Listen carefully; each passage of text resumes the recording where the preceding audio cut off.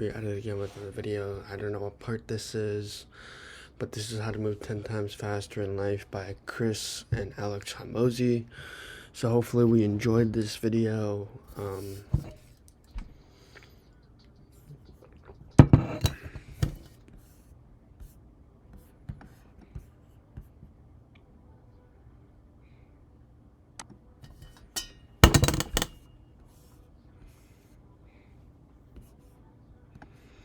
We got one view on this so far, so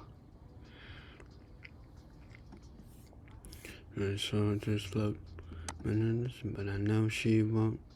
And an island spoke. So back into the present. I used to have brain fog a lot in my 20s. Oh, really? And maybe not brain fog, maybe just the clarity of my thoughts now is so much better than it used to be. I don't fucking know. Maybe I was hungover. Yeah, I mean, that was a big... Maybe it was just the drugs. I don't know. Maybe it was just the drugs. It's funny. But one of the things I used to have this... I still have this BMW sat on my drive. What would you tell a man who can scroll for hours but can't work for 10 minutes and hates himself for it every night? I'd tell him his brain isn't broken. It's starving for dopamine and grabbing it wherever it can. With the perforated steering wheel. And I remember that if I ran my thumbs across the steering wheel and I really felt the perforation, really felt it, or I'd do it with a leaf. I'd pick a leaf up and I'd really feel the sensation of the leaf. I couldn't think about anything else. You can only have one thought at one time. You cannot think two things. Right? Yeah. You have a supercomputer inside of your head, and it's got 1 megabyte of RAM. So just think the one thought. We'll get back to talking to Alex in 1 minute, but first I need to tell you about Circ. You can do all of the data plus of the US, and if best of all, it's free, modern. Next one, me and you text each other pretty frequently about we've seen this cool thing and someone's repurposed like one of the things that we've done, which is cool, and it makes me feel good that things that we've said or that you've said largely get repurposed. This is something that hadn't happened before, which is you misquoted me but improved the quote. So this was like the human centipede of content creation, and then I named it. So this is Fame's Seesaw. When you're on your way up, everyone roots for you because you remind them of their... Okay. I love this quote. Everyone roots for you because they remind you of their dreams. Whatever those dreams are, whatever that reality is trying to be, you must know that without the reminder and without rooting for you, you're reminding them of their dreams and their past life that they could have had. But they're not cheering for you because they always root for you. Because they remind you of your dreams, goals, realities, and expectations based around whatever that dream is, goal is, reality is. Okay. Dreams. When you're at the top, everyone tears you down because you remind them that they gave up on them. And you have one, which is, for anyone who needs a reminder, no one is going to hate on you for doing worse than them. And this is interesting because kind of like the challenges you face in the beginning, you don't have anything to say no to, therefore the woman in the red dress is easy to say no to, or there are fewer women. This is a challenge that nobody is going to give you any sympathy for. It's a very unique category of challenge because the total I would say watch all the other parts before clicking on this video, but if you want to watch this part, be my guest. I would say watch the other parts also on top of this. This is part 4. I'm pretty sure. That's a funny rhyme. Yeah, part 4. addressable market for sympathy is basically zero. Because almost everybody is on their way up, and very few people are at the top, and the people that are at the top are seen as having a degree of privilege that almost legitimates you twisting the knife, or you poking the finger. This is how public figures can have normal everyday people on Twitter say unspeakable, like heinous things to them, dehumanizing things, because they do not see them as human. They don't see them as a person. There is no person on the other side of this. Hold on, I'll be back. But by all means, if you want to watch this part, be my guest. But I would say watch the other parts before watching this part. But let's continue. They're a representation. They're a menagerie of ideas. Mm-hmm. Therefore, I can say whatever I want to them. Because they're not really a person. But they are. And the fact that before there is any status associated with tearing you down, no one is incentivized to tear you down. And you haven't changed. Fuck, dude. The Lewis Capaldi documentary. You haven't changed because you don't want to change. You haven't changed because you don't see the vision. You don't change because you don't see that goal. And through all the things that I've stated where you haven't changed, you haven't fucking learned, you haven't fucking done, you haven't fucking tried, you haven't fucking did the thing because you're afraid of other people tearing you down and afraid of what the internet will do to you. Who gives a fuck about what the internet thinks of you? I don't even care about you. I don't even know who you are. You're just a person that commented on the video or liked the video or watched the video.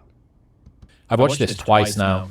No, Lewis Capaldi is the singer, Scottish singer, amazing dude. Really fascinating story. Suffering a lot with mental health. Makes this first album and billions of streams. World tour, phenomenal. And he's playing songs that he wrote in 2017 and played in working men's pubs around Scotland. The same songs go to #1. So not just that he's become better, he's the same guy. Yeah. The same guy. Maybe his production's improved, maybe his recording quality's improved, he's got better mastering and his voice coaching's got a bit better, but he's largely the same person. He hasn't changed. And he has this quote halfway through, and it really spoke to me, and he said, "Fame doesn't change you, it just changes everybody around you."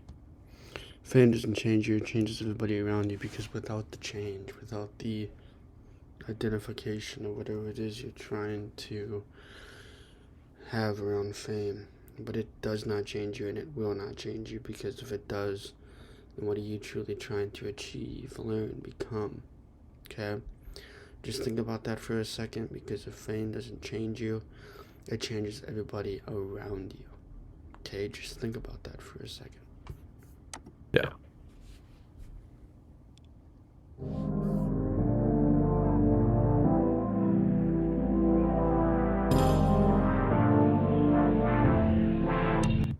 And that, when you're on your way up, everyone roots for you because you remind them of their dreams. When you're at the top, everyone tears you down because you remind them that they gave up on them. You reminded that you get that they gave up on them, and the only reason why they gave up on them because it was too hard, it was too difficult. They couldn't see the path, they couldn't see the exception of what they're trying to build, that business, that identity, that mentality. Because without people not seeing what you are truly trying to become, learn, and grow, then you don't know what those dreams are meant for and who they are meant for. That really, that spoke to me. I wrote an essay on this because I'm a psychopath. Yeah. Yep. When I was a gym owner. So a lot of people don't know this, but I got a writing scholarship in college. Like I was a vice president of the newspaper. I was editor of the creative writing magazine. So like I've been writing for a long time. I enjoy writing. And I wrote this essay. I think the title of it was Everyone Believes in the American Dream Until It Comes True. And I remember because what had happened was everybody when I was sleeping on the gym floor, right? Like, I was the underdog, and everyone, my clients were all like, "Oh, good for you. You're going after your dream." And they'd see my blanket and my pillow in the corner of the gym, and they knew I was sleeping there, and it was evident. I lived there. I didn't have a shower. I didn't have a shower. I go to the YMCA to go shower. And that everybody was like pro me, and then people would come in, they sign up like, I'm gonna support you, right? And then within 9 months, I had hired people and I had a manager, and I pulled up, and I remember I walked in the lobby, and all the same people were like, boss man's here. Oh, you're not too good for us now, right? And I remember being so jarred by the experience, and I was like, you guys rooted for me. And I was like, and now I did what you said you were rooting for me to do. And that was when I realized that people want you to do well, but not better than them. And I was like, I had gone from underdog to the man. And I was like, when does that happen? And the litmus test of when it happens is it depends on who the person is. Because for the person who was working at my gym who